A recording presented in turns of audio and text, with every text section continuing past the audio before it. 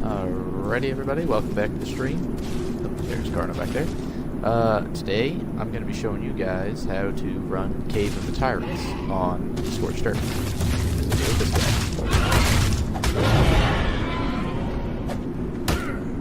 Cave of the Tyrants, or sorry, Grave of the Tyrants, is the second cave on Scorched Earth. It's considered the second hardest. It's, in my opinion, it's kind of the easiest one, because it has good loot. Seems pretty easy to get. Now, I would have my better hat and some gloves, but issues like that Karna right there kind of broke them on the way over. But nonetheless, we shall be able to get through this without an issue. Alright. This cave is located pretty much right here. It's kind of 3028. I'm sure there's more accurate coordinates online, and if I have my GPS, I can give you more accurate coordinates. But this is the cave entrance. You kind of notice you're here when you hear the giant howling kind of cave noise. But things you're going to need for this cave would be any good melee weapon. I still prefer a pike. Arrows, grapples, or C4, depending how you want to play the rubble golems in here. Because in here, unlike the old tunnels, it's a little harder to get past the rubble golems. So it might be recommended to bring grapples if you don't have the means to kill the rubble golems. Something else I recommend is setting up small little camps like this in caves. I don't know if this counts as a 6 times damage area, but it doesn't hurt, especially when you get here with damaged gear. Ends up being a lot easier to repair it. I might as well just repair all my stuff. Though my hat and gloves are by far my worst pieces of armor. Oops. It still doesn't hurt. Have everything fixed. One of the issues with this system, though, you have to remember to keep these things stocked. Like, as you can see, I'm almost out of silk. I think this is my last repair here. At least for this trip. I'll have to come back with some silk and re-up this place.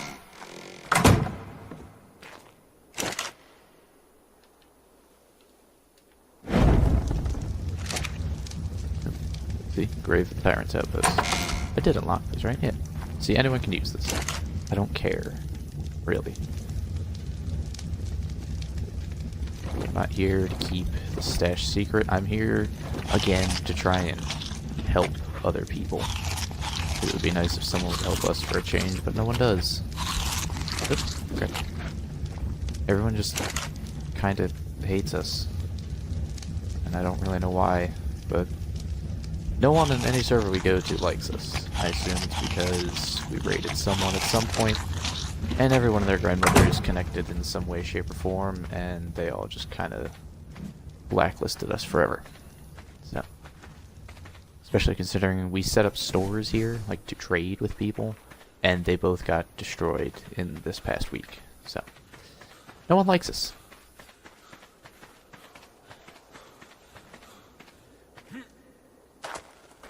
Hello there, sir. Hello, madam.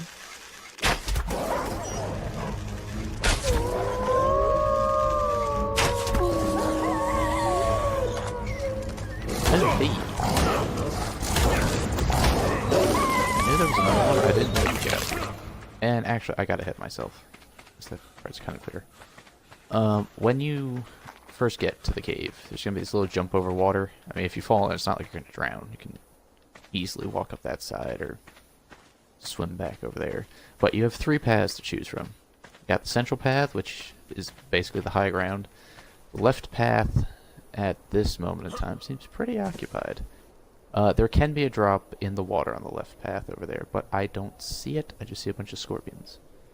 So, I'm gonna casually avoid that. Central path, like I said, high ground. I like the right path because it kind of gets me where the central path goes without aggroing everything from the left path. Also, if you have someone like my buddy Freaky Haircut or Fun White Kid who has a ton of weight, you can grab a lot of obsidian in here. Ah, and that is something to watch for. Right there. That rubble golem and Megaloceros.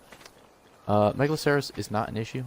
the Rebel Golem is, because it will crawl down here and get stuck. There's one I didn't have grapples.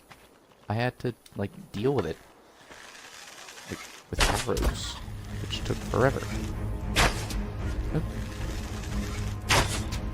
Man, I just don't want to, like, aggro the Rebel Golem while I'm fighting these things.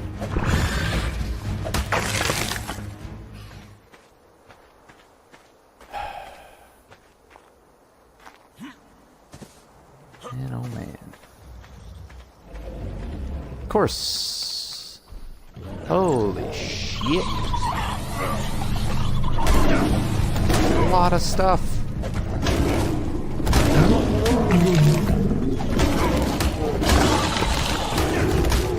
Jesus Christ, give him a sword.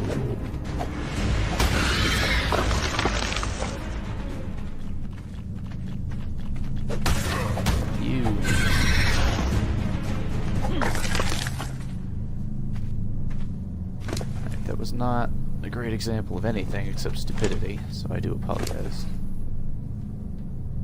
However, they did knock me into what was going to be my next point of note. On this giant skeleton, there can be a drop. I'm not going to say there always will be. But it's not always like a great drop. It's usually this blue potato drop.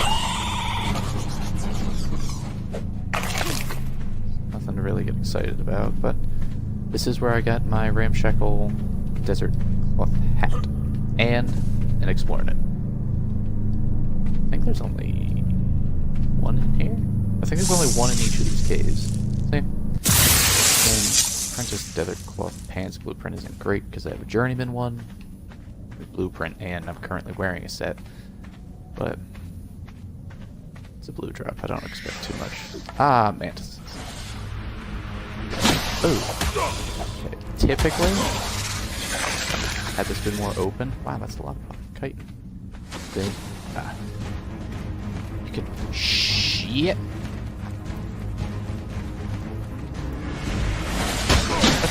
man. Look at my gloves. Let's break my gloves.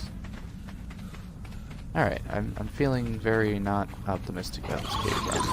If I can't kill everything. Jesus Christ. See? Make sure you dodge them. Pretty much all. Their individual strikes aren't too strong, so I don't worry too much about that. There's so much stuff here.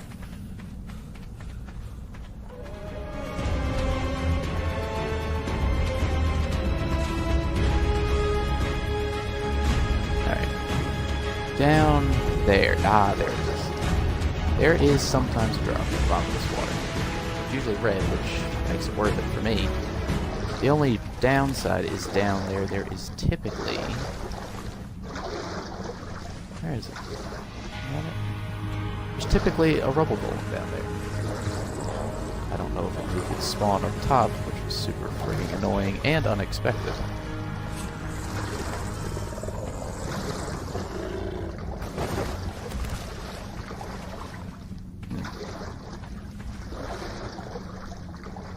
This cave, I'm being a little more cautious because I know there's a bunch of stuff in here that's liable to get me killed.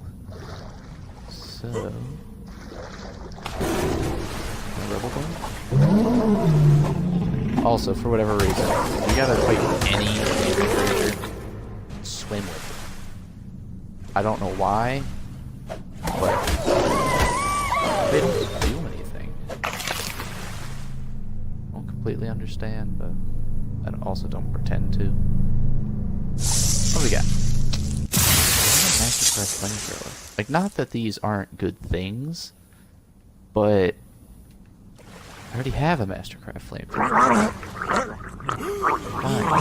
Fine. I'll try and show you the other drops on the way back. I'll have to finesse my way around that rock golem, but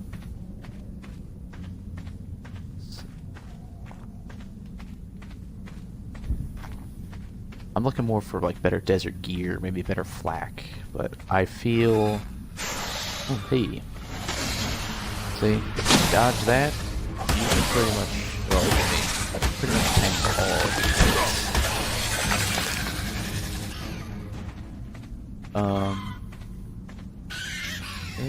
Yeah, come on.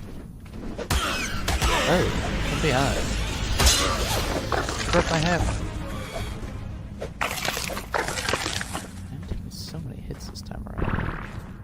There's like a lot of stuff in here. God damn it, man. I knew it. Heard you.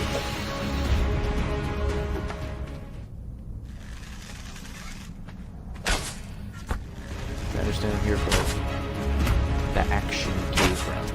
I still feel like I'm doing a terrible job right now.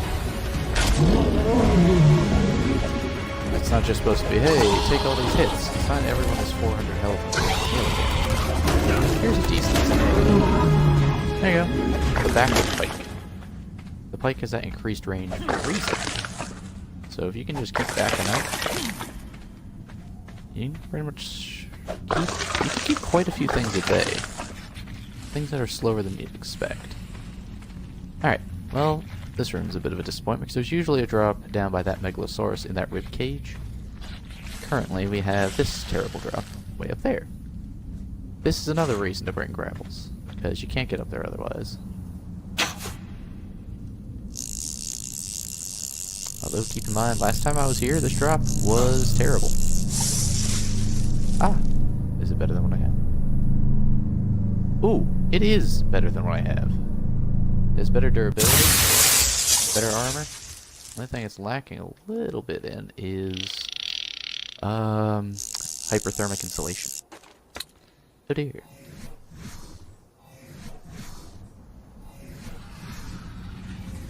Oh boy.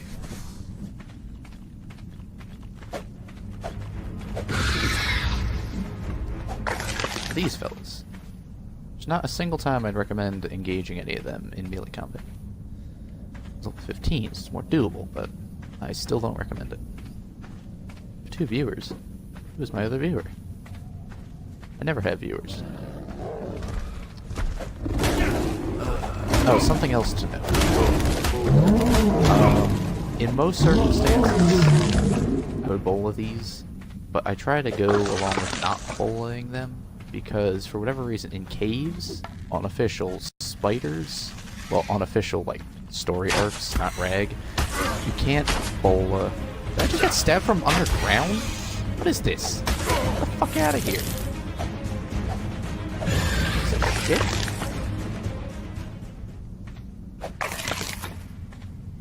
Anyway. You can't bowl with spiders in story arc caves. I don't really know why. I just know you can't.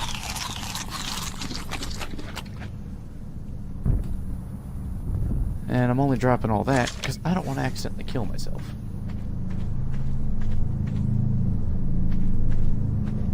And there you have it. You get a fancy Scorched Torch skin and the artifact of the crag.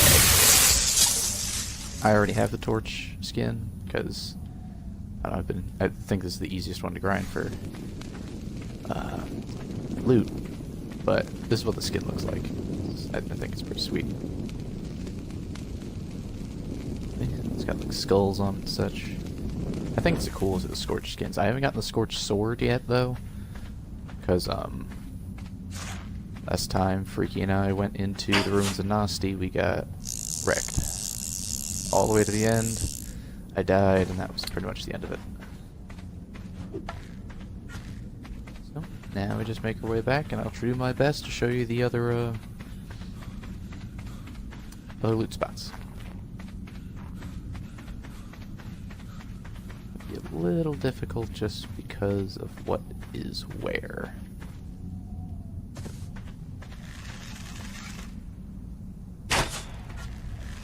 Piling. There we go.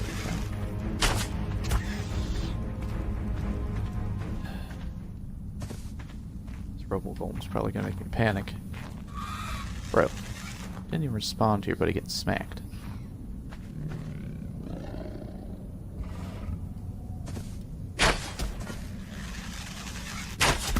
So.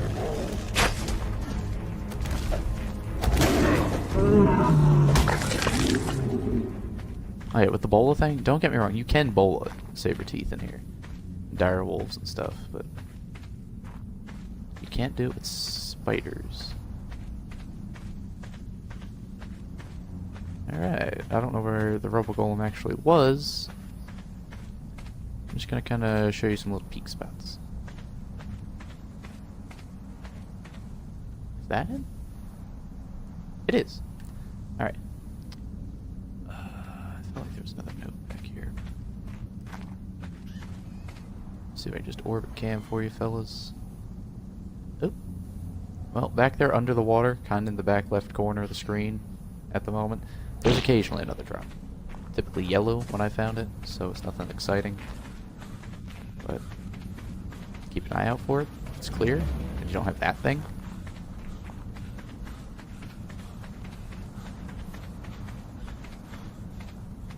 See, I always think this rock's a rubble golem, and I almost like crap my pants every time.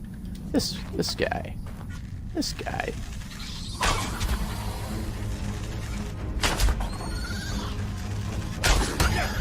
How dare you? Oh, already.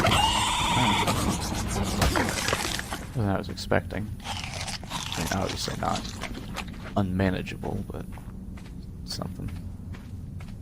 This is where it can get tricky. The rubble golem from before could very easily have fallen into the little trap area. So proceed with caution. So you still got the Megalosaurus sleeping. It's the outside of the map in case you guys are ever wondering. That's what Orbicam can do. Alright. A nice casual crouch this way. And let's see if we can spot a rubble golem. Nope. What level are you anyway? 85. Wow. Don't exactly want to tangle with you. Ah, yes. Come along. I mean, I don't want to wake the thing. I also don't want to be here when ooh, crap. It's nighttime.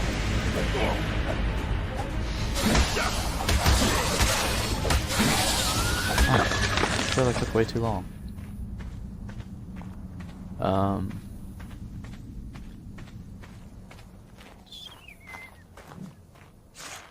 we're just gonna quick bolt out of here.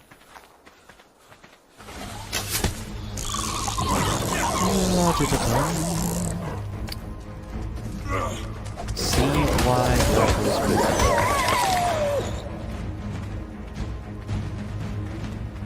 Could have had a much longer extended fight roll then, but see. A, risk death, and B, makes for a much longer video. Not gonna go with it. And that's pretty much it. I didn't exactly go through the entire cave and murder everything, but a little short on time. But you guys get the deal. The threats you're gonna face, obviously, they're gonna be saber cats, bats, dire wolves, mantises, spiders, scorpions. You know, the basic cave issues, minus millipedes and titan bows, oddly enough. And of course, since on Scorched Earth you have the rubble golem threat, but it's easily mitigated or avoided entirely.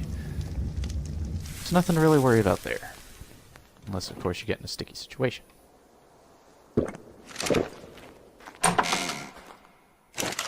Alright, just gonna see if I can repair either of these one last time. Yep. A little low on silk.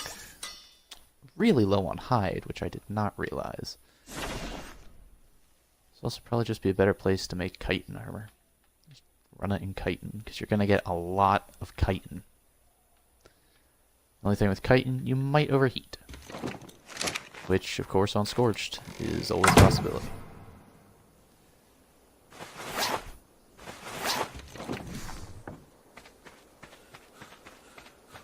And alrighty, folks. That's pretty much the end of our walkthrough on Grave of the Tyrants. It's pretty easy to handle. I mean, if you're I am level 100, so that it might skew your results a little bit, but bring a team on. If you bring your team in, it's not going to be that bad, honestly.